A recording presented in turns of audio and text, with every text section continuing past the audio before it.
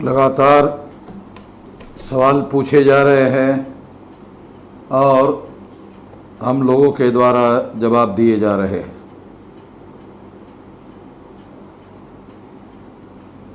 Comment box में आप अपने सवाल पूछिए, अगले वीडियो में उसके जवाब दिए जाएंगे। अभी जो सवाल पूछे गए हैं उन सवालों का क्रमबद्ध तरीके से हम लोग जवाब दे रहे हैं।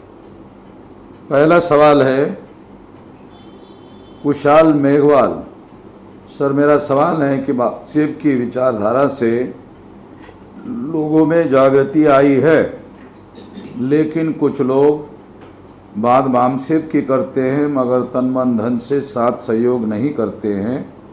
इस पर आपका विचार दीजिए। इसमें दो महत्वपूर्ण बातें हैं।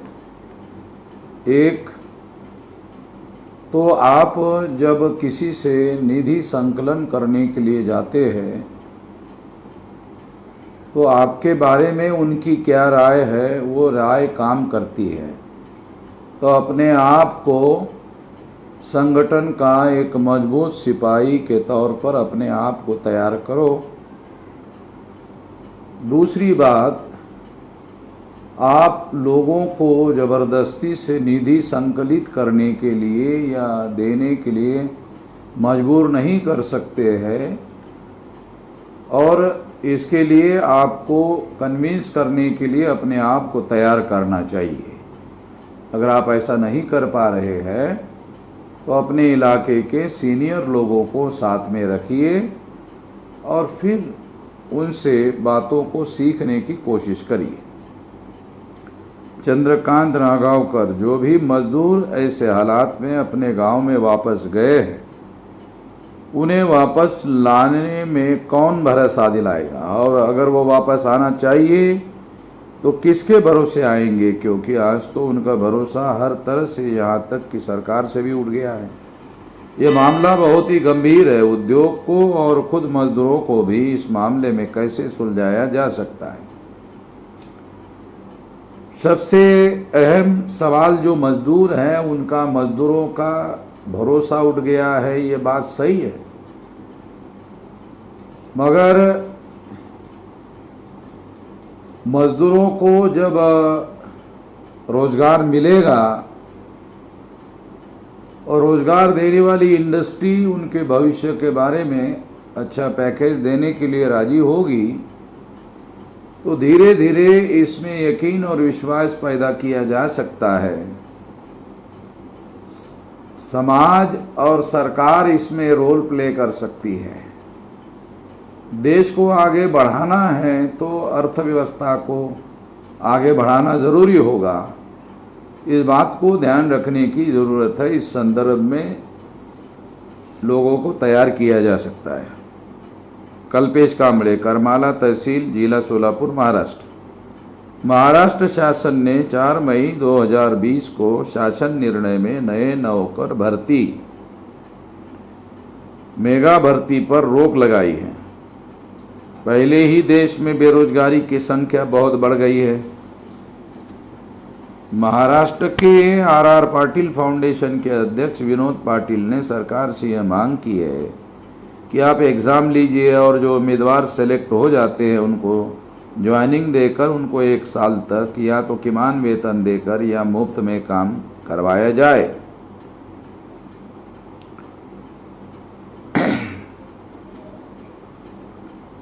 किमान वेतन देने के मुद्दे पर लोगों को ज्वाइनिंग देने का काम सरकार को करना चाहिए। मुफ्त में काम करने का प्रस्ताव सही नहीं है। ऑनलाइन एग्जाम में घोटाला होता है। मेरा यह कहना है कि केरल राज्य की तरह महाराष्ट्र राज्य की सभी सरकारी एग्ज़ाम गट अब, गट ब, गट क महाराष्ट्र लोक सेवा आयोग के अंतर्गत कंडक्ट की जाए। इन 2 बिंदुओं पर मार्गदर्शन कीजिए।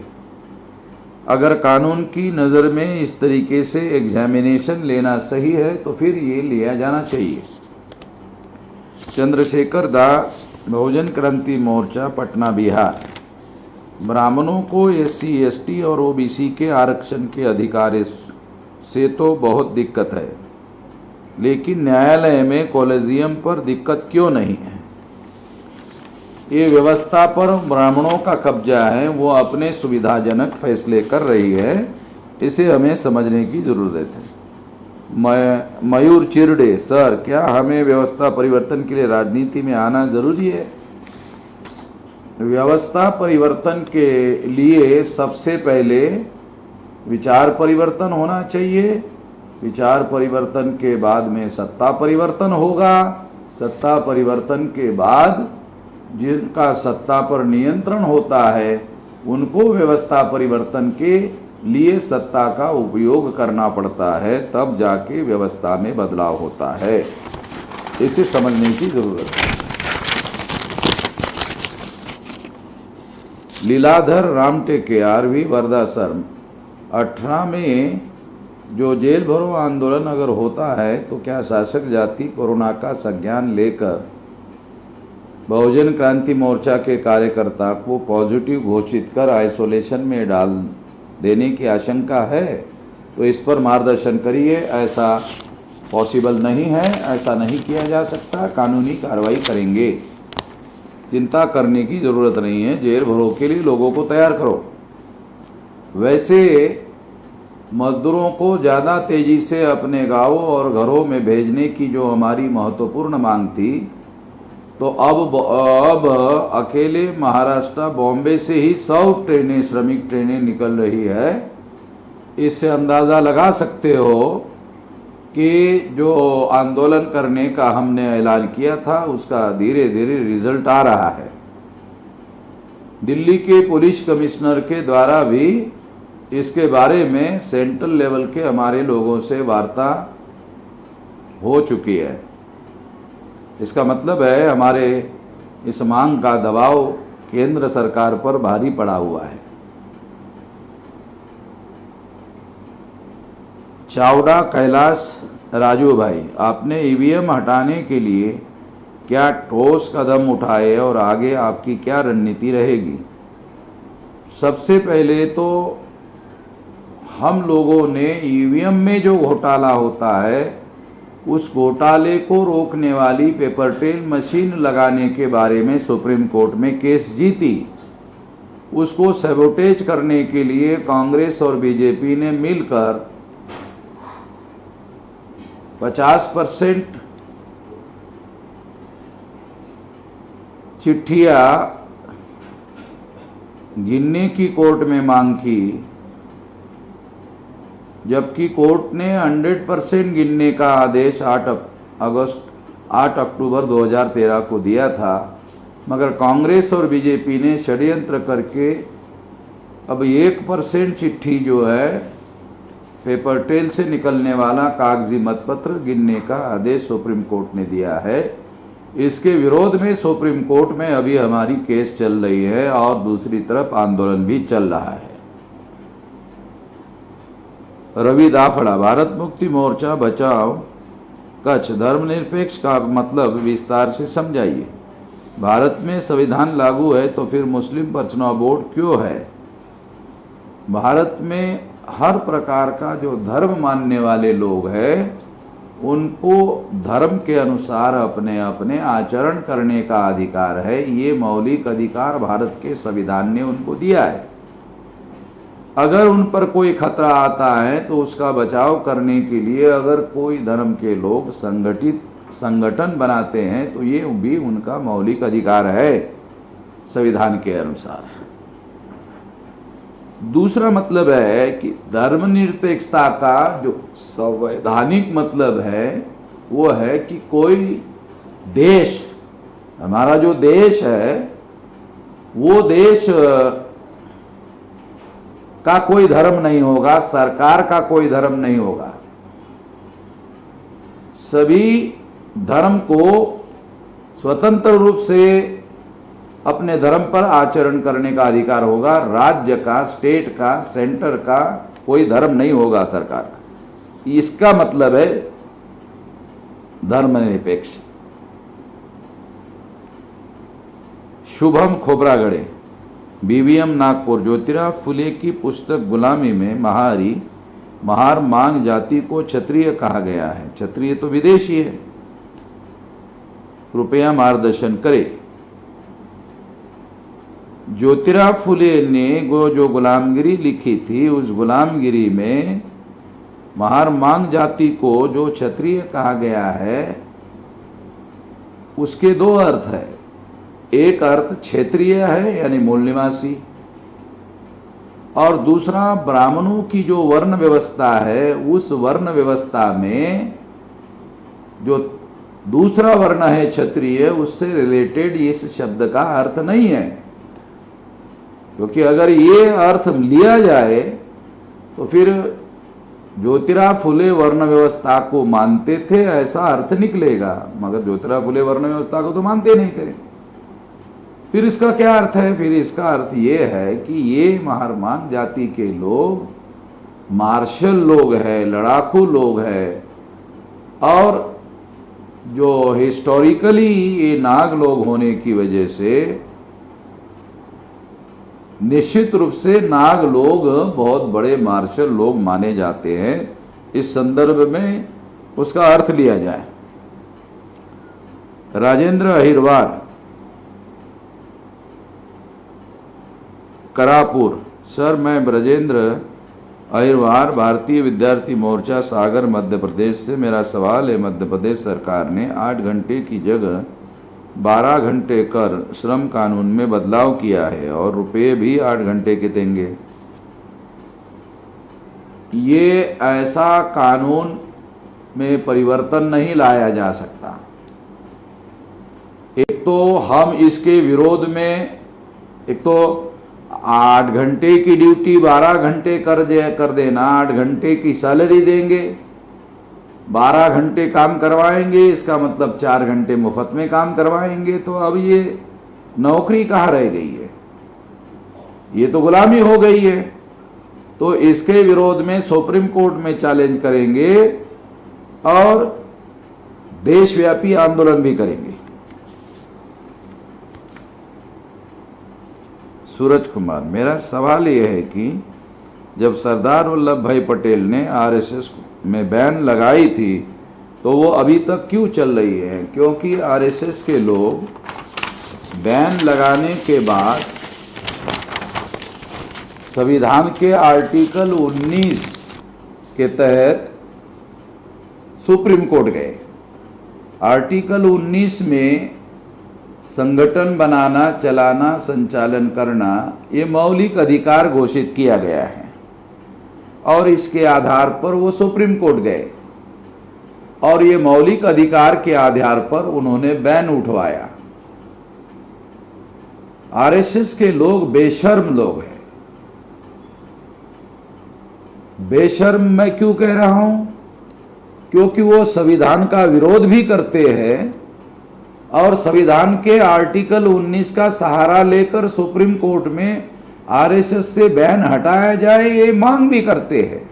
इस तरह से वो बेशर्म लोग हैं, दोगले लोग हैं। दोगले का मतलब है दोगल, पंजाबी शब्द है, यानी दो तरह की बातें करते हैं। एक संविधान का विरोध भी करते हैं और एक संविधान का सहारा लेकर अपने संगठन का बचाव करने के लिए केस भी करते हैं। इस तरह से दोगले लोग हैं। अंजू, 8 अप्रैल को सुप्रीम कोर्ट की 2 जजों की बेंच ने 2010 पीटीआई भर्ती को खारिज कर दिया है। इन पीटीआई की नौकरी को बचाने के लिए आगे क्या किया जाना चाहिए? कृपया मार्गदर्शन करिए। सबसे पहले तो ये पीटीआई भर्ती क्या है, इसके बारे में ज़्यादा स्पष्टता से अपने सवाल में डिटेल लिखिए, उसके बाद मैं बता सकता हूं क्या करना है। रमेश बोरवा, रामदास आठवले दलितों के नाम पर इतना बड़ा पद भोग रहा है, असंख्य संपत्ति बनाया है, किंतु आप या आपका संगठन उनका कोई विरोध क्यों नहीं करता है?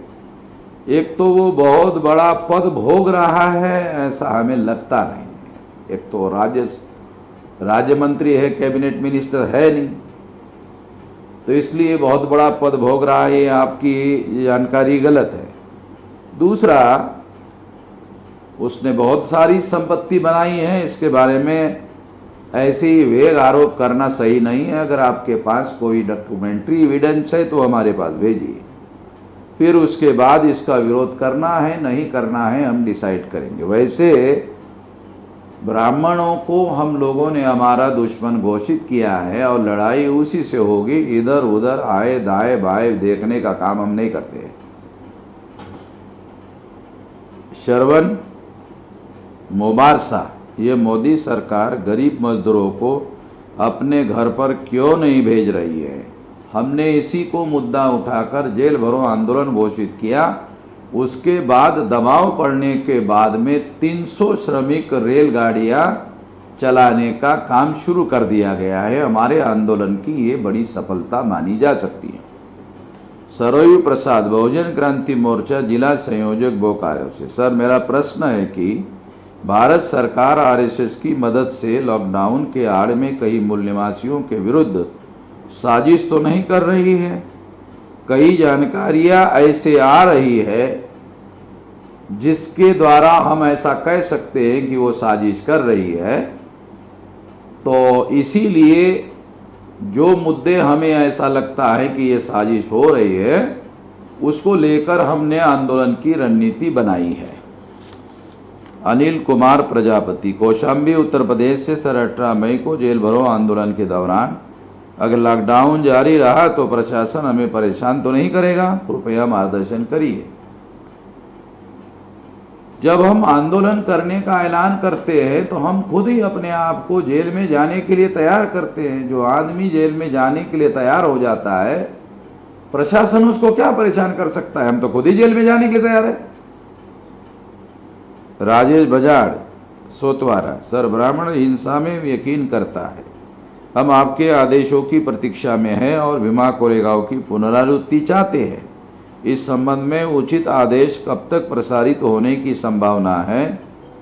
आप बहुत बहादुर लोग हो और इस बहादुरी को बचा कर रखिए। भविष्य में ये काम में आएगी। उचित समय पर हम लोग आज़ादी के लिए इसका उपयोग करेंगे। दाऊ दयाल भारती, सर जी, मुझे तो शक है कि कोई कोरोना नाम की बीमारी का संकट है। मुझे लगता है कि कहीं कोरोना के नाम पर हमारे लोगों को ऐसा इंजेक्शन, इसका नाम स्लो पॉइजन लगाया जाता है जिससे लोगों को नपुंसक बनाया जा सके, या फिर संविधान को बदलने की साजिश तो नहीं है? ऐसा मुझे नहीं लगता है, क्योंकि ये 194 देशों में फैला हुआ है, केवल भारत में नहीं है। हिमांशु मकवाना, बहुजन क्रांति मोर्चा वडोदरा, सर, हम लोग ये जानना चाहते हैं कि लॉकडाउन की स्थिति में डिटेंशन सेंटर का क्या हुआ है? जैसे शाहीन बाग के प्रदर्शनकारियों को कोरोना वायरस ना लग जाए इसलिए उनको वहां से हटा दिया गया, तो डिटेंशन सेंटर में जो लोग हैं क्या उनको नहीं लग सकता? सर, इस विषय पर मार्गदर्शन करें। डिटेंशन कैंप केवल आसाम में है और आसाम में जरूर ऐसा हो सकता है, इसके बारे में कोई खोज खबर की जानकारी नहीं आ रही है। जानकारी करने की कोशिश करते हैं।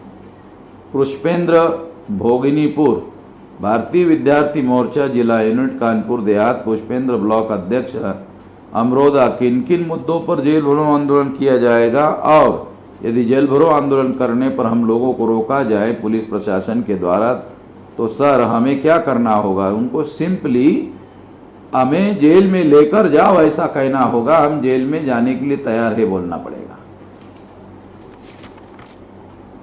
सत्येंद्र मूल्यवासी, पीतानपुर व रसूलाबाद, कानपुर देहात, सर, ये 1R1 DNA कोड भारतीय कोड है या विदेशी? जब कोई पिता पुत्र विवाद खड़ा होता है तो DNA से असली पिता की पहचान हो जाती है। एक तरफ SC ST OBC और उनसे कन्वर्टेड लोगों का DNA एक है, तो फिर असली पिता पहचान कैसे होगा? हर इंडिविजुअल का DNA अलग अलग होता है और सारे SC ST OBC का DNA एक होता है, उसका जो कैलकुलेशन है वो अलग है। किशन पाल सिंह, मेरा सवाल है कि आज देश भारत में जितने भी दल हैं सिर्फ अपने स्वार्थ की वजह से पार्टी बना लेते हैं और देश को बांट लेते हैं। पार्टियों का दायित्व को ही वो उसी व्यक्ति को टिकट दे जो संविधान की जानकारी रखता हो।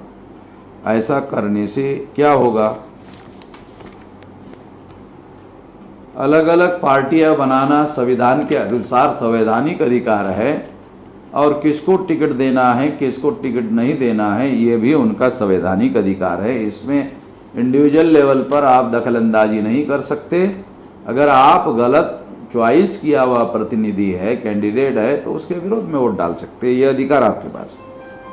आदित्य कुमार सर, मेरा सवाल ये है कि मुझे बार बार सुनने को मिलता है कि मामसेब के कई टुकड़े हुए हैं और सब अपने अपने संगठन को सही और दूसरों को गलत साबित करने में लगे रहते हैं।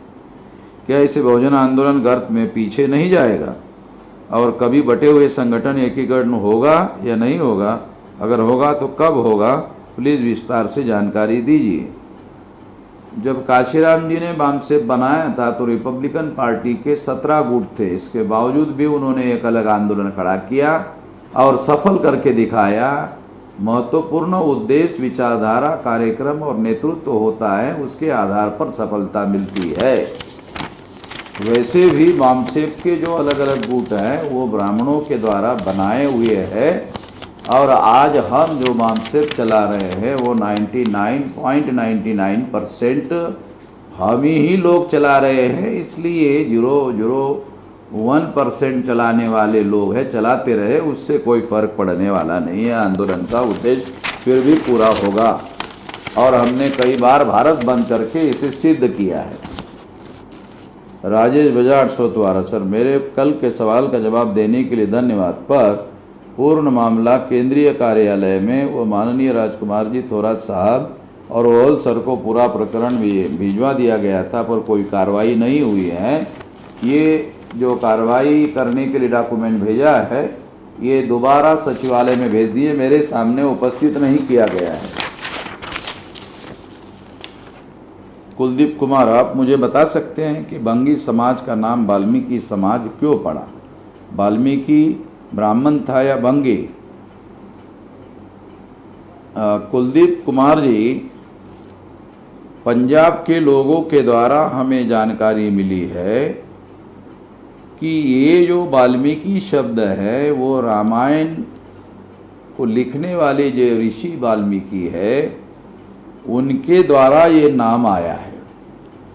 उसके पहले पंजाब के जो लोग हैं, खास तौर पर सफाई का काम करने वाले लोगों ने हमें बताया कि ये शब्द उनके लिए उच्चारण किया जाता था और उनको वो बुरा मानते थे। इस वजह से उनके लोगों ने उनका नाम बदलकर वाल्मीकि रखा। उसमें एक शर्मा नाम का, लाहौर पाकिस्तान में है, वहाँ का ब्राह्मण था, आर्य समाजी, उन्होंने इसके लिए पहल करके ये नाम दिया हुआ है, ऐसे कहा जाता है।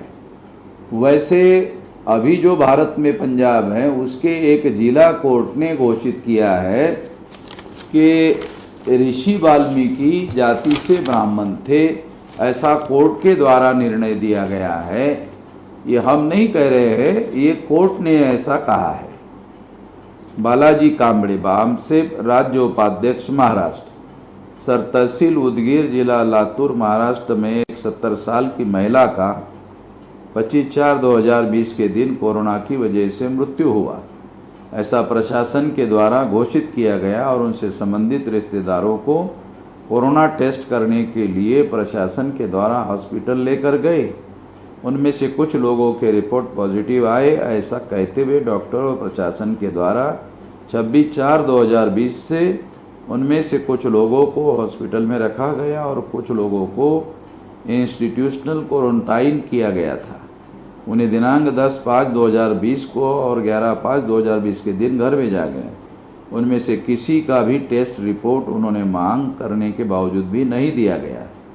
11/5/2020 के दिन लातूर जिलाधिकारी जब लाइव आकर जानकारी दे रहे थे तब उन्हें एक प्रश्न के द्वारा पूछा गया कि मरीजों को या उनके रिश्तेदारों को कोरोना टेस्ट के रिपोर्ट क्यों नहीं दिए जा रहे। इसका जवाब देते हुए लातूर जिलाधिकारी कहा कि सरकार ने और सुप्रीम कोर्ट ने भी आदेश दिया है कि रिपोर्ट किसी को नहीं देना है, उन्हें सिर्फ बताया जाएगा, क्योंकि इससे जाति या धर्म की बदनामी होने की आशंका है।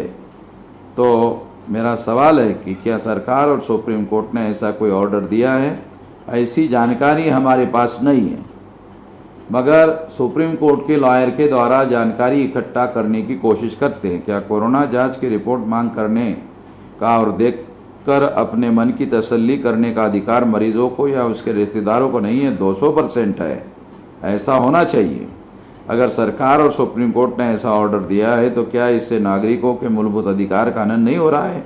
अगर हनन हो रहा है तो इसके लिए क्या किया जाए? निश्चित रूप से इसके लिए एक तो विरोध करने का, आंदोलन करने का और कोर्ट में केस दाखिल करने का अधिकार है। ऐसा किया जा सकता है, किया जाना चाहिए। जितने सवाल पूछे गए थे सभी सवालों के जवाब दिए जा चुके हैं। आप लोगों ने ध्यानपूर्वक सवालों के जवाब सुने होंगे। आप सबका धन्यवाद। कमेंट बॉक्स में दोबारा सवाल पूछिए, अगले वीडियो में जवाब